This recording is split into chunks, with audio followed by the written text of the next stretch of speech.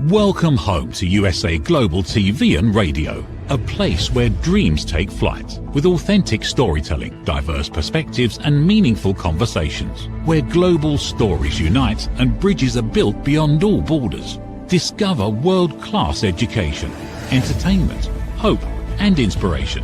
Together, we're building bridges worldwide. Subscribe to our channel, USA Global TV.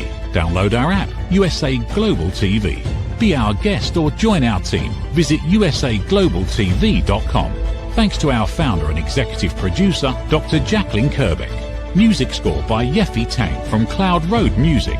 Voiceover artist Mike Porter. Creative direction by Paul Garcia. USA Global TV and Radio. Your home for global connection. All rights reserved. This video and its contents are the exclusive property of USA Global TV and Radio. Unauthorized use, duplication or redistribution in any form is strictly prohibited. Why is it so hard to bounce back from adversity? Some people do it very easily, but that's not the norm. Today we have an expert in that field, and we're going to go down that road very, very quickly. I'm Red O'Loughlin. Today's show is the Corner Bookstore on the USA Global TV and Radio Network. And if you're watching our show today on YouTube and you have not subscribed yet, please give it serious consideration, because we have two YouTube channels that we'd love to have you subscribe to. One is the USA Global TV and Radio channel. The other one is Dr. Jacalyn Kerbeck. My position today, this is the first of three back-to-back-to-back shows I'm doing on the USA Global TV and Radio Network. My book, Aging Sucks. I'm an author, I'm a writer, I'm a speaker, I'm a book coach, a publisher, I'm a lot of things, but primarily I consider myself a researcher. I research the human body at the cellular level, chemically speaking. I look for cause and effect relationships. Treat a cause, fix a problem. Treat symptoms, and you'll always be treating symptoms, and the cause could get worse. But I think that's enough about me for right now, and let's go ahead and get into our guest today. Verna Haywood, please join me. Howdy. Hello, how are you? Exceptionally well, as always. Thank you for having me.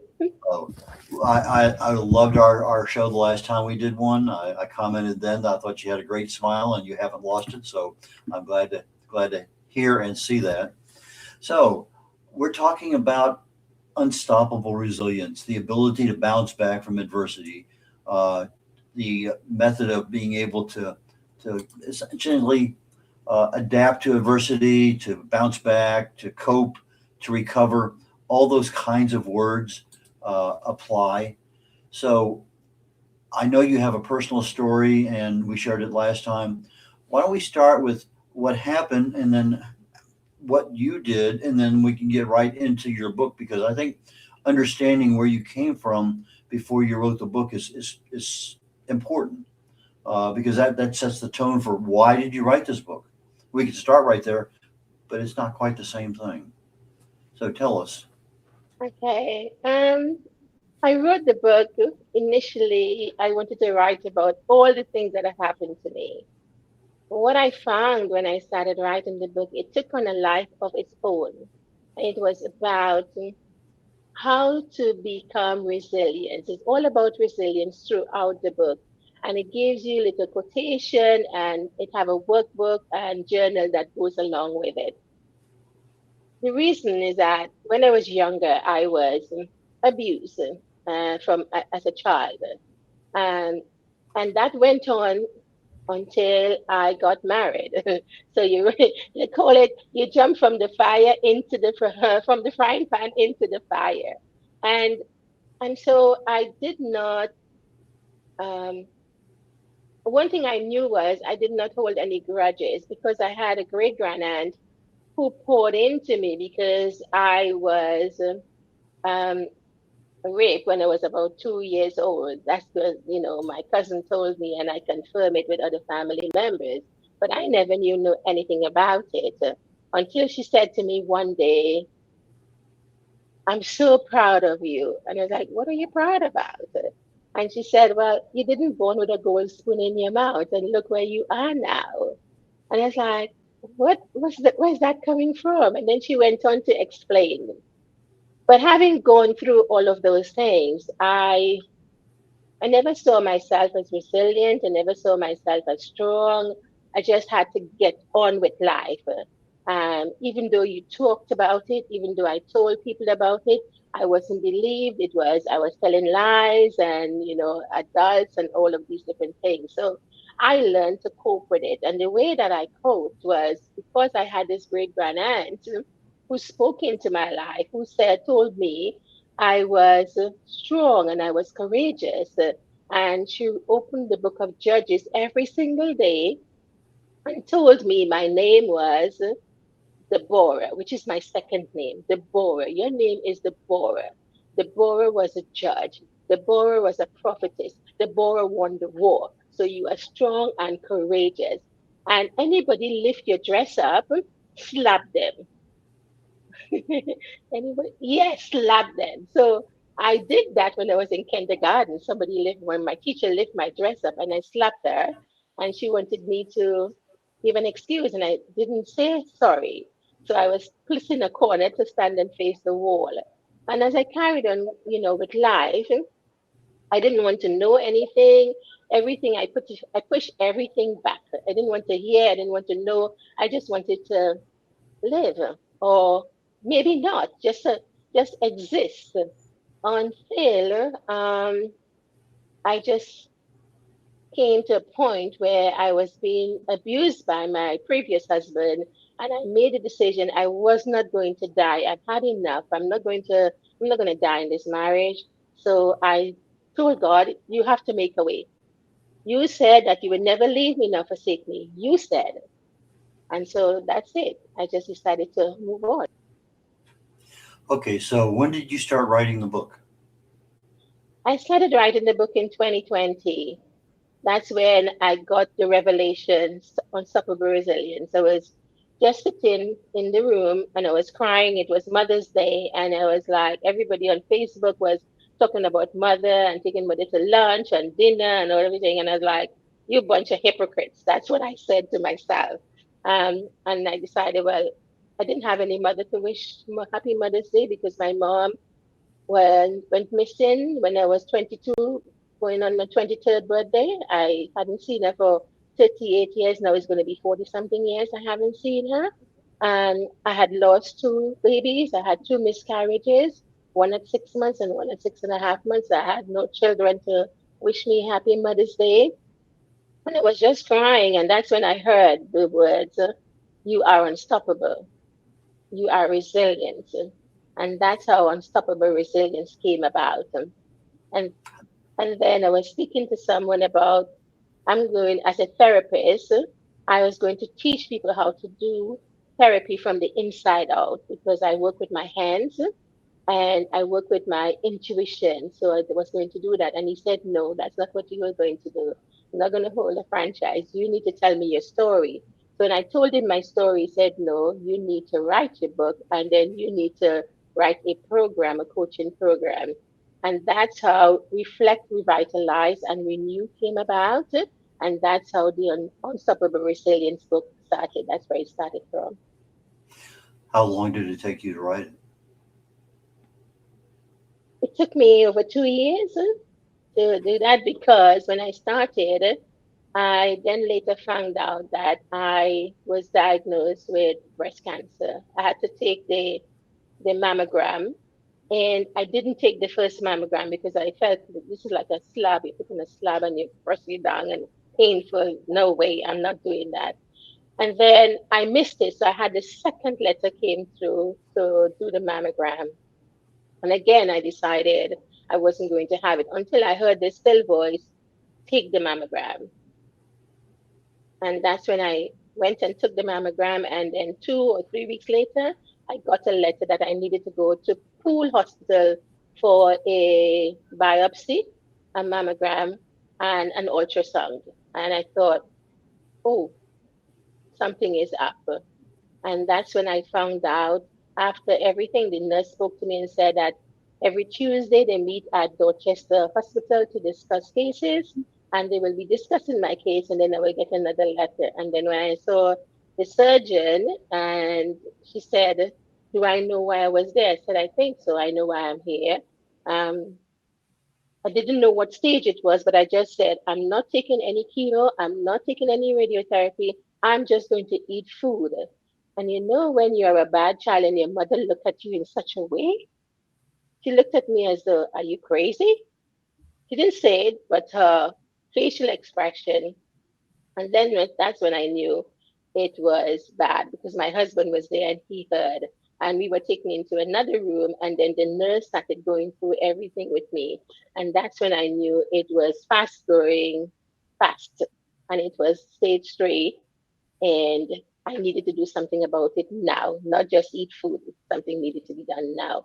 And that's when I was scheduled for all the things that you have to go through for surgery. And then came chemo, along with Herceptin injections, 17 rounds of chemo, and then an intense week of radiotherapy, which almost killed me. Um, and I'm here. Okay, sounds like you've had a few challenges, a little bit of adversity. Okay, so you wrote the book. It took you a couple of years. You had some other issues in between, but you had the tenacity to finish the book. Yeah. Uh, did you hire an editor, or how did you get the editing done for your book? I had someone I met in Trinidad on a networking group, and I was telling him my story, and he said, "I know someone who would love to work with you on this." And that's when I worked with Cheryl Tate, who worked with me on it, and she first heard my story, and then we decided, okay, how are we going to develop it? What I wanted something that was nature that represents resilience, and that's how the book cover came about. Looking at different symbols, because I work with aromatherapy, we looked at all the different symbols, and that's how we chose it. So Cheryl Tate in Trinidad worked with me on the book. Okay, so you had a friend of a friend, sort of, so to help you edit the book. So you got Yeah. the book edited. When did you start marketing the book? Oh gosh, I didn't start marketing the book until it was finished. I told people about writing it. I went to different programs and I told them about it, but I did not say anything until it was complete. And then I started talking about it. And when it was ready to launch, I did that. I worked with other people to just market it myself. So I started doing that. So that's how I learned. I learned on the go. It was very hectic. Um, it was a learning curve to know everything, what you needed to do, and just to stay on top of it. And yeah, and that's how I went about everything. And I got other people to start telling others about it. So I haven't stopped marketing it. I still speak about it on Facebook and LinkedIn. I still post about it, but now I need to get more involved in letting others know, as starting workshops, so that I can talk to people about the 3 pillars, but not only the 3 pillars, but the 5 systems and how that attach, because it's working deeper. It's not just working on the reflect, revitalize, and renew. It's working the whole body. So that's one of the reasons why I say I am a holistic therapist and a holistic when I'm working with people with coaching. It's all we have to take everything into consideration because everything works together. Okay, There's so no one single thing. when you start marketing your book, who was your audience and how did you try to reach them? Well, my audience, I get to what happens is that what I found was women 30 plus who have had different experiences were coming to me and speaking to me and telling me what was happening with them. And so I get it towards it's both for men as well. Men can, because men get abused as well. But because of what happened to me, I tend to like focus on the women, 30 plus. And somebody asked me recently, But what if a woman isn't in her 30s? Would you see somebody who is younger? Of course, because, you know, it doesn't, some people go through different trauma at younger age. And mine started in my early years and carried on. So I do not exclude anyone, but I focus on the 30 plus and work that way. But I would work with anyone. How do you reach them? What is your mark? Is there a certain social media channel you use? Do you pay for advertising? What kind of, how do you reach your audience is basically the question. The question is that I use social media. I use Okay. social media. I post on Facebook, I post on LinkedIn, and I post on Instagram. And Okay. my next port of call was to do go on YouTube. And then, if I may say, when I came across, when we had our first interview, when you interviewed me the first time, I I saw an advert that you were running, and I thought, oh, I have to speak to you because I need to get it out. So what I'm doing, I think, is just limited. So now I think I have a machinery where I can speak to people on a a wider network, so I can get the message out and hopefully get more understanding of how I would market it. So it is on Amazon. So that's one of the places that it is. It's on Amazon, and hopefully when I start my program as well, I'm going to get it out even further. So that's what I'm using at the moment. So it's not big. I don't have money to do a lot of marketing or pay for that kind of marketing. So I do it myself. That's what I have been doing. Okay. So the book is on your website. It's on Amazon. It's easy to find. Now, is it Pardon? also, Could you repeat that? is it also available in audio?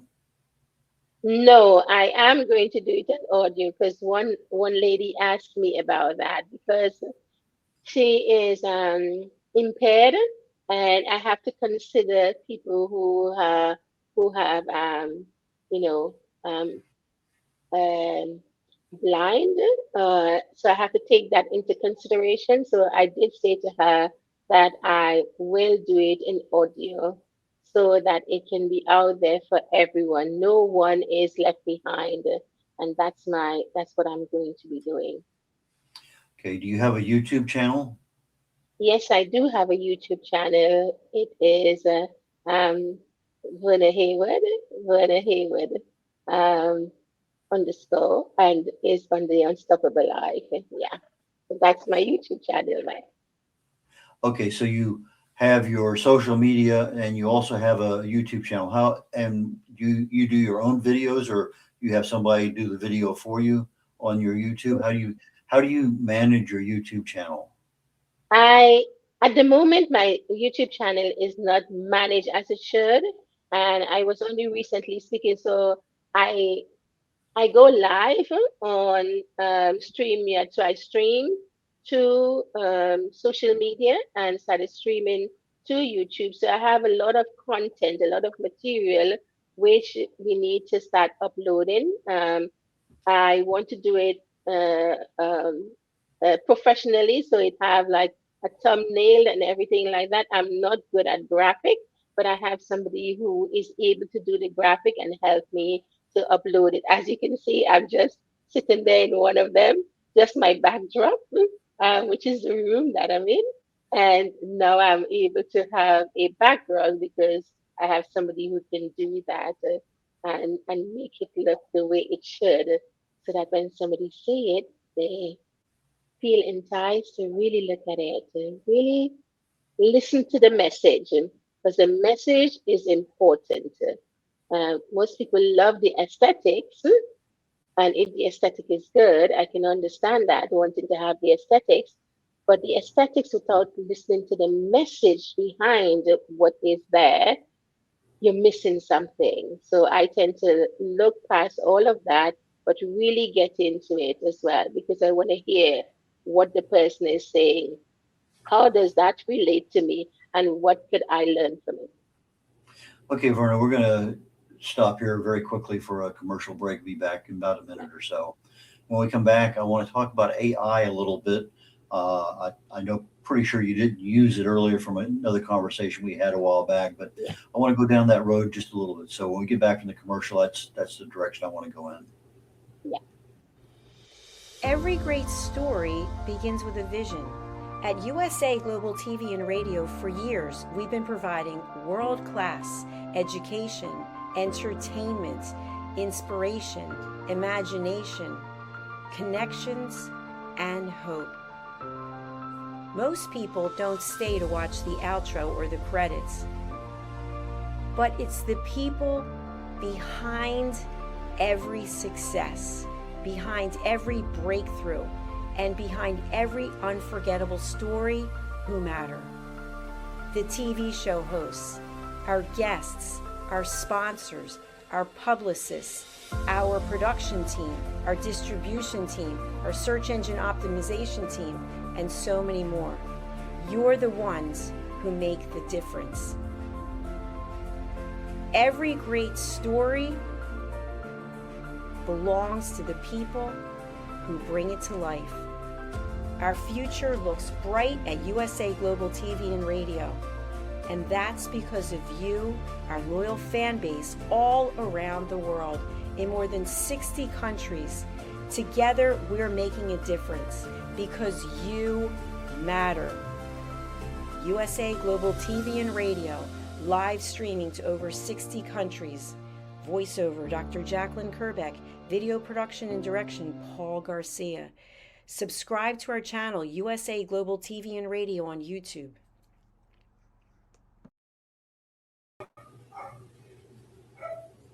Howdy, all. Red Laughlin here. We're on the Corner Bookstore, USA Global TV and Radio Network, and my guest today is Verna Haywood.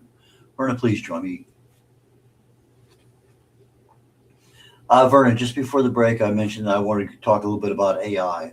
I think from our last conversation, you don't use AI as far as any of your book creation content, and that's true, right? I wouldn't say I don't use AI because when I do research, I do that, and also in some of my work, putting everything together. I have done that along with the person who has been helping me. So I would not say totally that I did not use AI. Um, when you have certain things that you want to talk about, and I have put it all together and I sent it out for other people to read about it. And then if I want to get more expansion on what I'm going to be talking about, I write everything and I ask, could you put it together for me? So then when it comes back, then I do all my corrections and all the things that I want because I know what I want to say and how I want to say it and how I want it to go out. So I would not say that I haven't used it. I think AI is, in my view, can be used for certain things, and it can help you in how you go about certain things or how you come to a greater understanding. Because there are things in my life where I did not. I went to university very late, and I am slow at doing certain things. But when I do get it, I get it, and then I work with that. So I do use it in certain cases. I use it like you for research primarily. I get a good amount of information out of that. I tried using it a couple books back for editing, and that was a disaster. However, as I finally trained my AI well enough, I find he's a very good editing partner with regard to that. Yeah. Great brainstorming partner too. One of the places I use AI probably more than, well, not more than, but from a marketing perspective, I use AI to create videos. Is that something you've thought about doing or have done?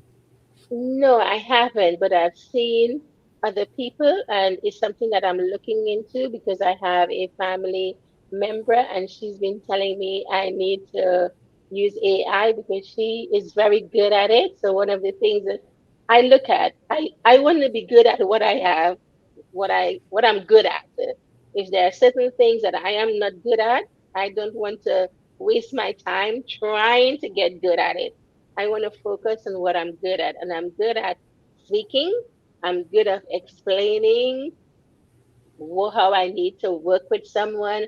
I'm good at all the things that have been put into me, which I believe because of my faith, I get lots of inspiration.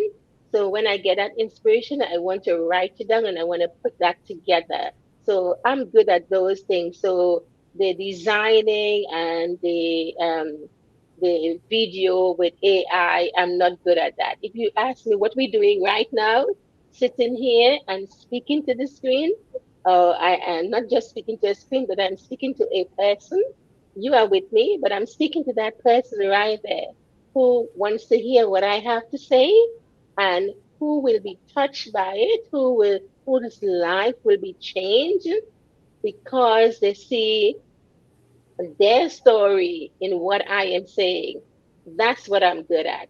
That's what I want to do. I want to grab their attention and let them know you are worthy. You are worth it. You can do anything. Just as my great grandaunt said, you are courageous. You are strong. You are good enough. And that's what I'm good at. And that's what I want to do. I use a couple free AI video programs. I use my Chat GPT to create here's my outline, give me a 35-second video, text.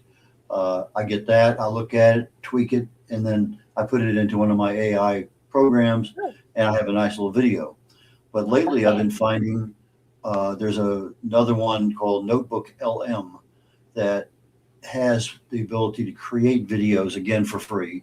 So if we were to take Okay. a chapter of your book, put it in there as a source, it would create a video based on the information, the content of your chapter Wow. or book. I put my new book coming out in there and it gave me a 10.5 minute video. I thought that was just a little too long. But if I just put in a chapter of that book, it's going to give me a much shorter video. And Mhm. again, part of the video is for awareness and education and things. So that might be an option to consider. But Notebook LM has so many more things than just that. But I Yeah. find that one to be just an amazing source, reference Mhm. for me as a business owner, for me as an author, for me as a writer. It offers a lot. So Yeah. That's it. Thank you very much for that. I would look into it because it's I did not know AI has been around for over 50 years. I was speaking to my cousin, and he worked to be building aeroplanes and all of that. And I was just saying to him, I call him by name.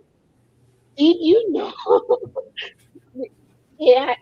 AI? Did you know about AI? And he said to me, he said, "Oh, Deborah, AI has been around over 50 years." I said, "What?"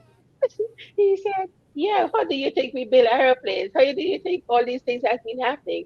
What you are using now is what we used probably 50 years ago. So you just getting the little end, but there's bigger stuff out there." So I was so amazed about it that I think there are good things about it. People would want to use it for bad, but there is so much good in the world that we can use it for. And I think well, that's a very good thing. well, we use for spell checking, for grammar checking. That's AI. It's been around for years and years and years. Grammarly is a free and a paid version of a grammar checker, and it's got about 12 different AI options in there that I find everything I do, I run through Grammarly. I just Mhm. in order, it's just one of those things that I was just part of the process. It's like Yeah, having the read back function. I write it, then I listen yeah, to the read back because sometimes you read something, especially if you wrote it, and your brain is already pre-programmed to read something. But if you hear it, that doesn't sound right. And so I use a lot of different tools. So the read back to me is exceptionally valuable, just like Notebook LM. Well, Grammarly has a place in there too. And so there's just so many tools out there that can help us as authors to do Yeah. things. I mean, the book cover for my book was generated by AI. I did not hire anybody to do that. Boom, it just created it for me. But we had a long conversation about what I wanted ahead of time. And so there are things there that I think people are probably unaware of. But from an Mhm. author perspective, we have a lot of Yeah. things we can do. Um, I mean, let me add, you have your book. Have you thought about putting that in a foreign language? Yes, I have. I have thought about putting it in in in French, in Spanish, and I couldn't think. I thought of German, but my nephew said, because my nephew lives in Holland, they speak happy. They speak uh oh can't remember. They speak in Holland. They speak Dutch, and also because we from Curacao, my brothers and sisters live in Curacao, and I'm the only one that is not Curaçaoan. I am the Spice Girl, the original Spice Girl. So they speak Papimento. So he was saying to me, putting it in French and in Dutch and Spanish, that probably might be the best way to go because the world is getting smaller, but there are still people who need the different languages. So that's something I intend to do as Yeah, well.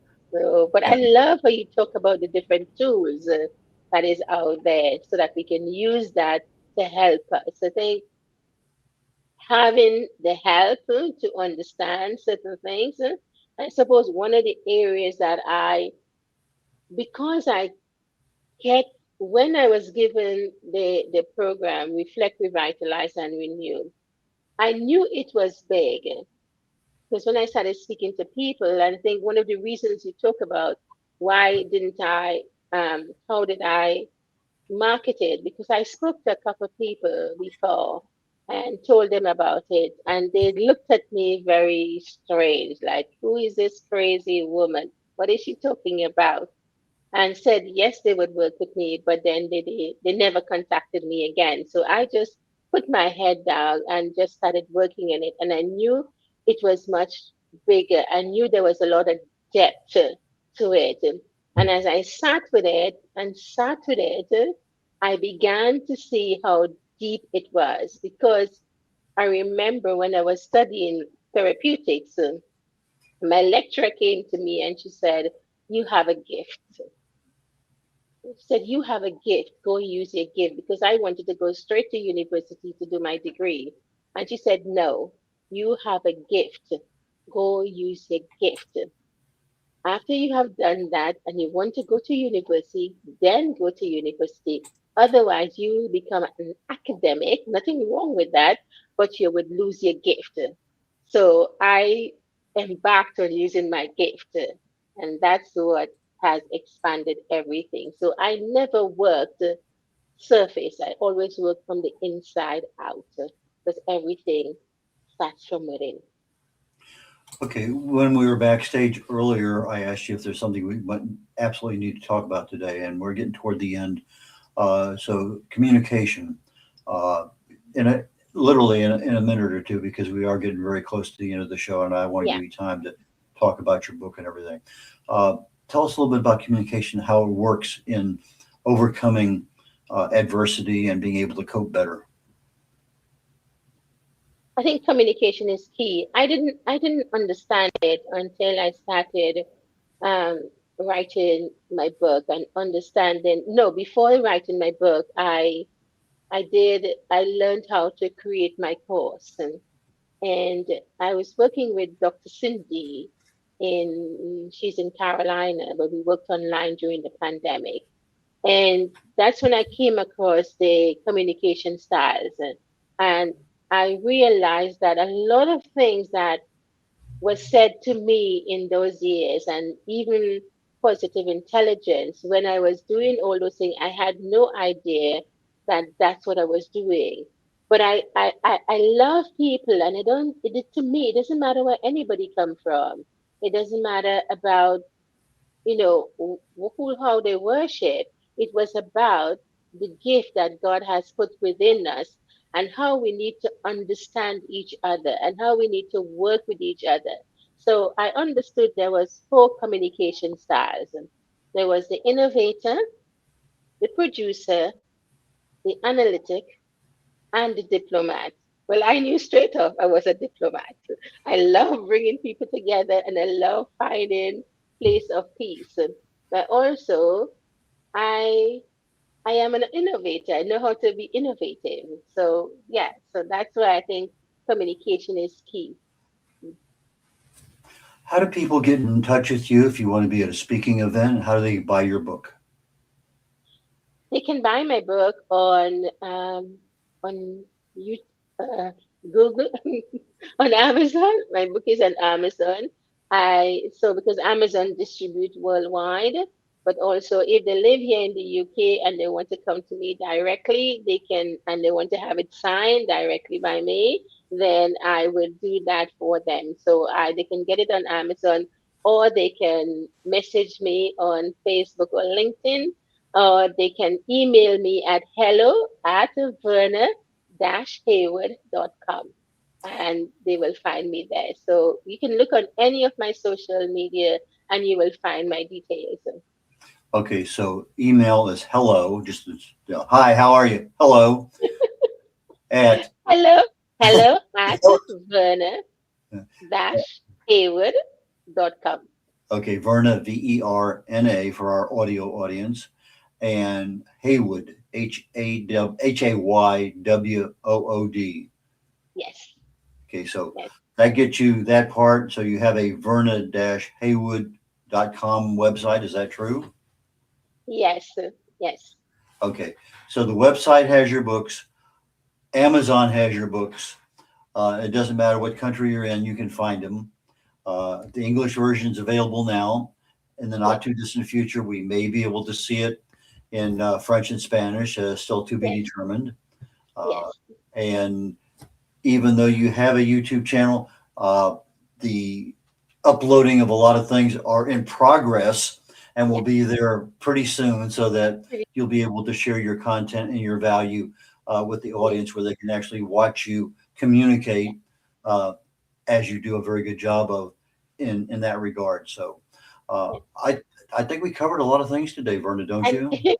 one more thing, and I do have my course coming out as well. So that will be on my course platform, and then there will be a free one that they can take just to understand what resilience is all about. So they can go in there, and then there will be different levels for them to go. If they want to go straight to the higher level, then they can go there. But it's nice to take a walk through to truly understand where you are and what you need to do, how you need to get to the next level, because awareness is key.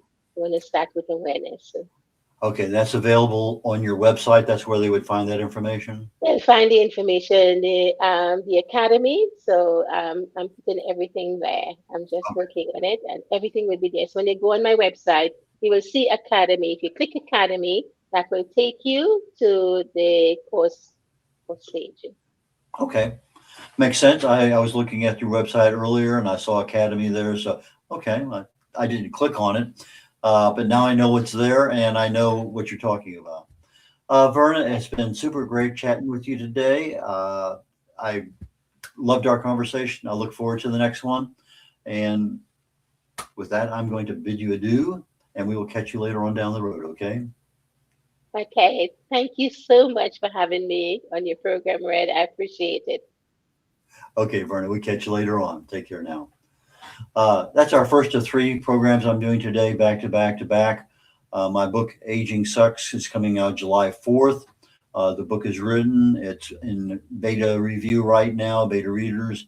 I'm pretty comfortable with everything that's there. I'm working on trying to get an advanced copy, but everything's looking really, really good for the July 4th release date. I don't have any problems in that regard. Next show coming up is called The Wise Ones. And ironically, we talked about grief and overcoming adversity and resilience and things.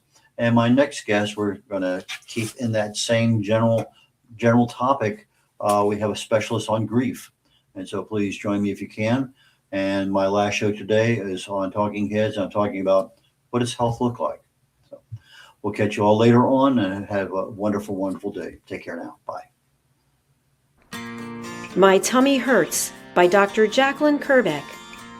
Meet Jackie. She loves recess, running with friends and laughing on the playground. At school, Jackie tries to play like she always does, but suddenly the pain comes back. Lately, something feels different and her tummy hurts, sometimes a little and sometimes a lot. With the help of a caring teacher, a nurse, her mom, and a kind doctor, Jackie begins to understand what her body is trying to tell her. Sometimes tummy pain is more than a simple bellyache. Some children live with conditions like ulcerative colitis or Crohn's disease. Jackie listens to her body. She asks for help. She knows she's not alone.